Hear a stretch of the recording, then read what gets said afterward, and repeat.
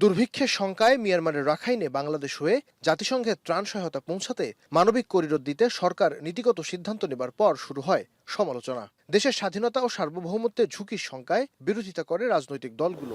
আমরা সার্বভৌম রাষ্ট্র। এরপর বিভিন্ন সময় এ বিষয়ে ব্যাখ্যা দেন পররাষ্ট্র উপদেষ্টা ও জাতীয় নিরাপত্তা উপদেষ্টা। তবে তাতেও সন্তুষ্ট হতে পারেনি রাজনৈতিক দলগুলো, কাটেনি সংশয়।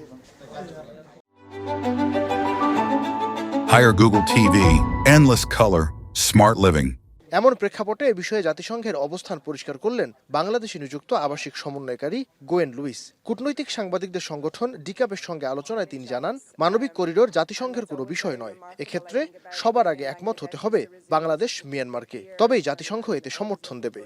There is no humanitarian corridor in place as such, and we haven't been involved in discussions to establish such a corridor. So I just want to clarify that it really is between governments. It's something that we can support once it's established, but there is quite a legal process behind something like a corridor. আলোচনায় উঠে আসে নির্বাচন সংস্কার ও আওয়ামী লীগের কার্যক্রম নিষিদ্ধের বিষয়। Gwyn Luis বলেন, আওয়ামী লীগ নিষিদ্ধ একটি রাজনৈতিক সিদ্ধান্ত, জাতিসংঘের এতে কোনো বক্তব্য নেই। বাংলাদেশে নির্বাচন কবে হবে তা জনগণের সিদ্ধান্ত বলেও মত তার। So right now we're not working on reforms. Or recommendations. We will wait the final decision of the process between political parties and government. And when that process is finalized, if there's a request, we will obviously support the government on the implementation. But I think the circumstances need to be looked at, and the decision of the government needs to be looked at in the context of the country.